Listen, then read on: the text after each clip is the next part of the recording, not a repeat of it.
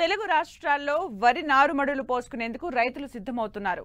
కొన్ని ప్రాంతాల్లో నేరుగా విత్తుతుండగా చాలా మంది రైతులు నారుమళ్లను పెంచి నాటే పద్ధతిని ఆచరిస్తున్నారు. మరి ఆరోగ్యవంతమైన నారు అంది రావాలంటే ఎలాంటి యాజమాన్యం పాటించాలో రైతులకు తెలియజేస్తున్నారు రాజేంద్ర నగర్లోని వరి పరిశోధనా కేంద్రం ప్రధాన శాస్త్రవేత్త డాక్టర్ ఎన్ రాజగోపాల వర్మ.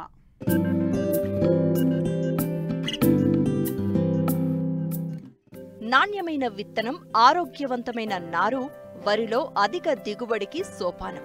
నీటి లభ్యతను బట్టి కొంతమంది రైతులు మెట్ట నారుమళ్ల పెంపకం చేపడుతూ ఉండగా అధిక శాతం మంది రైతులు దుంప నారుమళ్లు పోస్తున్నారు.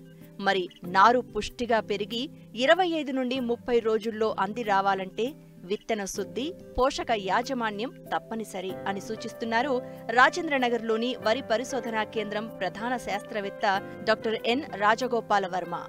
మన తెలంగాణ రాష్ట్రంలో చూసుకున్నట్లయితే ఈ వానాకాలంలో వరి ప్రధానమైన ఆహార పంటగా సాగు చేస్తూ ఉన్నారు. అందులో దాదాపుగా సుమారు 52 నుంచి 53 లక్షల ఎకరాల్లో ఈ సంవత్సరం వరి సాగు అయ్యే అవకాశం ఉంది. అయితే మనకి ఈ వరి సాగు చేసేటప్పుడు నారుమళ్లలో అనేక విధమైనటువంటి చీడపీడలు మనల్ని ఆశించి నష్టం చేసేటువంటి అవకాశం ఉంది. ముఖ్యంగా వరిలో చూసుకున్నట్లయితే మనకు నారుమడి దశలో కాండం దొల్చే పురుగు, అలాగే మనకు హిస్పా అంటే తాటాకు తెగులు పురుగు, అలాగే ఉల్లికోడు కలగజేసేటువంటి గొట్టం రూపం కలగజేసేటువంటి పురుగులు, అలాగే తెగుళ్ళలో చూసుకున్నట్లయితే అప్పుడప్పుడు అగ్గి తెగులు కానీ మన తర్వాత కాండం కుళ్ళు తెగుళ్ళు కానీ మనకు ఆశించే అవకాశాలు నారుమడి దశలో ఎంతైనా ఉంటాయి. కాబట్టి ఈ నారుమడిలో మనము సమగ్ర యాజమాన్యం పాటించాల్సిన అవసరం ఎంతైనా ఉంది. అందులో చూసుకున్నట్లయితే ముఖ్యంగా ఇప్పుడు ఆల్రెడీ మనకు నార్లు పోసుకుంటూ ఉన్న రైతాంగము నారు పోసిన 10 రోజుల దశలో కనుక మనకు ఏమైనా పురుగులు తెగుళ్ళు గమనించినట్లయితే మనము వేప సంబంధిత మందులైనటువంటి నీమ్ ఆయిల్ 5 మిల్లీలీటర్ల లీటర్ నీటికి కానీ, అదేవిధంగా వేప ఆధారిత మందులు 5 మిల్లీలీటర్ల లీటర్ నీటికి కానీ కలిపి పిచికారీ చేసుకోవచ్చు. అదేవిధంగా మనకు నారుమడి దశలో మనం పురుగుల యాజమాన్యం చేసేటప్పుడు, ఎందుకంటే నారు ఆరోగ్యంగా పెరిగినప్పుడే మనకు మంచి ఫలితాలు ఉంటాయి కాబట్టి నారుమడి దశలో మనము గుళికల్ని కనుక వాడుకున్నట్లయితే తక్కువ ఖర్చుతోటి మనము ఈ యొక్క పురుగుల ఉధృతిని తగ్గించుకునే అవకాశం ఉంది.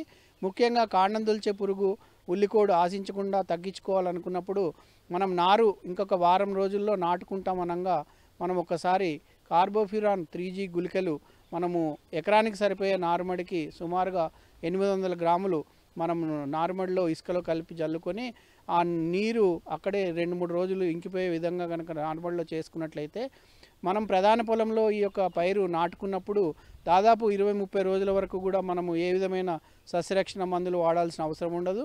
తద్వారా సుమారుగా మనకు 1500 వరకు కూడా ఖర్చు రైతాంగానికి ఆదాయ అవకాశం ఉంది. అలాగే చీడపీడలు ఆశించకుండా, ముఖ్యంగా తెగుళ్ళు ఆశించకుండా చూసుకున్నట్లయితే మనకు బావిస్టిన్తో విత్తన శుద్ధి అనేది రైతాంగం చేయడం అనేది పరిపాటిగా ఉంది. అయితే చాలామంది విత్తన శుద్ధి మర్చిపోవడం కూడా జరుగుతూ ఉంటుంది. కాబట్టి నారుమడి దశలో విత్తన శుద్ధి చేసుకోని రైతాంగం ఎవరైనా ఉన్నట్లయితే వారు నారుమడి దశలో ఆశించే చీడపీడల నివారణకు ఒకసారి కార్బండేజం మరియు మ్యాంకోజెబ్ అనే మందు, ఇది మనకు మార్కెట్లో స్ప్రింట్ అని కానీ సాఫ్ అని కానీ అనేక నామాలతో దొరుకుతూ ఉంటుంది.